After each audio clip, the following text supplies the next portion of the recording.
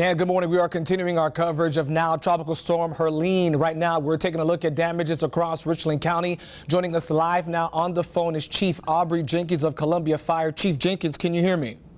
Yes, I can hear you. All right, so Chief Jenkins, obviously we know it's getting a little bit lighter out. What seems to be the most troubled area for you all right now? Well, to be honest with you, we just got problems all over. We in the Tunnel Road area, just past Gervais, in Gervais itself, in the Kilburn Road area, in the Bonneville Road area, over there off of Elmwood. We got power lines down, we got trees down, we got trees on top of structures. It's just not isolated to one area right now. I understand that some of the firefighters who have been called out, are you all at all having to maybe possibly try to move the trees or try to even cut the trees so like that there won't be any issues with the power lines? Well, I do know that Public Works got crews out for any tree that's in the street. Obviously, if it's on somebody's property, that's not going to be a high priority other than clearing the streets. So I do know that they have folks out, trying to clear streets. Have you all gotten any phone calls for any possible rescues at all? Yes, we had to do a rescue on a couple of places. Oh wow! In the Millwood area, straight off Millwood, we had to get 4 people out of a structure where the tree collapsed on top of the house. Wow. Okay. Out there off of Monticello Road in that area, we had a tree that fell on a trailer that we had to get some people out of that as well, get a person out of there. I'm not sure what their condition is right now, but we just been counting. Wow. I don't know, maybe well over 100 calls or so since midnight. Over 100 calls. And so apart from the rescues, I know you talked about in the Millwood area, you all rescued 4 people, and then off of Monticello, you all rescued someone you just mentioned as a tree fell on a trailer. Most of the calls, are the calls coming in about power outages or people being afraid, or what are you all hearing? They coming in as structure collapse, which means a tree on top of the structure, power lines down arcing. We did have a fire as well this morning. I'm not sure what contributed to that fire. Oh, so there was I'm sorry, Chief, you said there was a fire this morning? Yes, down in the Lower Richland area. Correct. Okay. Do we know at this point that fire, was it a home, an apartment complex? It was a home, but at this point, I'm not sure, how it started at this point now. Gotcha. So right now, Chief, I know you talked about it's not isolated to one major area. We did speak with Forest Acres earlier today, and they told us that there are trees down in a lot of areas, and some of the roads are impassable right now. That's correct. That's correct. That's why I'm urging people, if you don't have to get out, just stay home until, all this things be kind of brought under control. And the thing about it, even right now, it's not raining right now, but the ground is saturated. The wind still kind of blowing a little bit, and all it takes is just a little nudge to knock these trees over. You're right about that. All right, Fire Chief Aubrey Jenkins, thank you so much, sir, for what you're doing. We will definitely call you back and hear from you shortly again. All right, Chief Jenkins, thank you so much. No problem. Thank you. We are continuing our coverage, of course. We talked about Forest Acres, and that's where we will find our Kiana Jordan. Kiana is there. Kiana, obviously, we're seeing a little bit more light, and there's a lot of damage behind you. Yes, Randy, that's right. There is a lot of damage all through this Forest Acres area. If you take a look behind me, you can see that there's a large tree here on Sylvan Drive. That's North Trentham Road on the other side, blocking the roadway. Now there's another tree just like that down this road on Sylvan Drive, blocking the roadway again. But here's the thing, it just seems like complete chaos in this section of this Forest Acres neighborhood on Sylvan Drive. We even have a tree that's fallen on top of someone's roof. There's another tree that's fallen all around. There are a ton of trees out here, and they still actually seem to be moving and swaying pretty heavily. But city officials are saying right now, please just stay in your home if you don't have to be on the road. You can see the damage. That is a very large tree right here. That has fallen from one neighbor's yard to another neighbor's yard.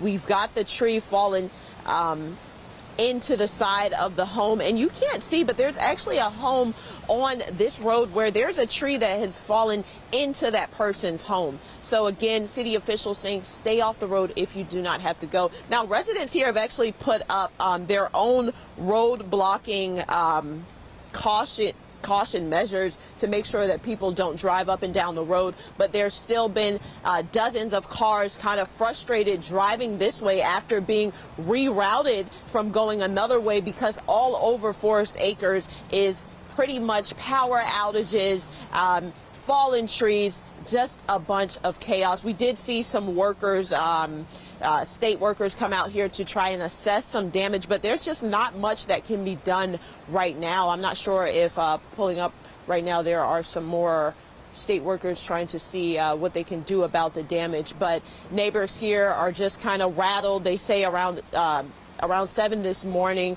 hearing very loud crashes coming out, trees fallen into their yard, into another person's yard. So rattled up, but thankfully no one was injured out here. Those city officials say this is the case. These trees that are falling all over this road right here on Sylvan Drive, this is the case all over Forest Acres right now. There are not too many places that you can actually travel in the Forest Acres area off North Trentham Road where you will not run into a barricade or road blockage because of the damage. So again, if I can just reiterate it one more time, please stay off the roads if you do not have to go out. Back to you, Friendly. All right, Kiana Jordan, thank you so much for that. And as always, we continue to track the developments of now Tropical Storm Helene. And let's go ahead and check in with Chief Meteorologist Taylor Canoes. Taylor. Hey, Friendy, yeah, this has left its mark in South Carolina, no doubt about that. So according to the various energy companies across the state, we are up to 1.3 million customers in South Carolina without power. This map shows the various counties where you see the maroon colors, the counties that have been hit hardest, with over 20,000 customers in each of those counties without power. Up in Greenville County, over 200,000 in that county alone without power. So upstate South Carolina likely hit hardest, but we have certainly felt it here in the Midlands, especially in Richland and Lexington, as well as Aiken counties, more so than anywhere else. And you can see why with these reported wind gusts that were measured earlier this morning. Hurricane force gusts in Augusta, Georgia, just shy of that in the Columbia Metro, with a gust as high as 67 miles per hour at the airport just after 6 o'clock this morning. We had some tropical storm force gusts across basically all of the Midlands earlier today, and it's still pretty darn windy out there. Again, don't let your guard down. We're still looking at sustained winds of 32 miles per hour, gusts up to 52 miles per hour in Columbia at this very moment. So we're not in the clear as far as tree damage is concerned. When you have as wet of soil as we have, it doesn't take a typical severe or a hurricane gust to knock those over. You can get more trees to fall down in this type of wind we're seeing right now. So be careful if you are planning on heading out outside. Again, we're not completely in the clear from the wind just yet. Also have 50-mile-per-hour gusts around Orangeburg and Saluda. Farther east, it's not quite that bad, but still plenty breezy out there. And we are still dealing statewide with windy conditions across South Carolina. Tropical Storm Helene is actually very close to upstate South Carolina right now, so it's taken the eastern track that we had feared, and that's led to the widespread power outages this morning. The rain is clearing out, but again, we have wind just kind of wrapping around this, so even though it's drying out, it is still quite windy and will stay that way for the next few hours. As far as the rain goes, we're pretty much wrapped up with that rain, that flash flood threat, and we are certainly done with the tornado threat here in the Midlands. So those threats are done. Basically, we're just waiting for the wind to die down, and here's when I expect that to happen. By noon today, the gusts will be dropping down to likely below 40 miles per hour. As we move through the afternoon, we continue to steadily see those winds decline, and by this evening, it won't be much more than a light breeze. So We're looking at improving conditions here over time, but for the next few hours, be vigilant that more trees could fall over in this dangerous wind. Just kind of the cherry on top of what has been a very active past 24 hours for us here across the Midlands. Friendly? All right, Taylor, thank you so much for that. And Taylor, as you mentioned before, some of those power outages right now, Dominion Energy reporting in Richland County, 80,000 people are without power. That's in Richland County alone. So we're talking a lot of individuals. And over in Lexington, also more than 80,000 people without power. Of course, we will continue to keep you up to date with more information on air and online as we continue to now talk about the damages from Hurricane Helene, now Tropical Storm Helene.